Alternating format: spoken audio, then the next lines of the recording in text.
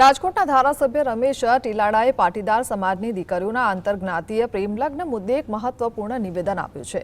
ટીલાડાએ પાટીદાર દીકરીઓને અપીલ કરી છે કે તેઓ પોતાની સંસ્કૃતિ, સરકાર અને પોતાની પરિવારની અપેક્ષાઓને હંમેશા ધ્યાનમાં રાખે। વધુમાં તેમણે ઉમેર્યું છે કે આવા પ્રશ્નોના કાયમી ઉકેલ માટે માત્ર કાયદાઓ પૂરતા નથી, પરંતુ સમાજમાં વ્યાપક જાગૃતિ લાવવી પણ એટલી જ અનિવાર્ય છે, જેથી ભવિષ્યમાં કોઈ વિવાદાસ્પદ સ્થિતિ ન સર્જાય।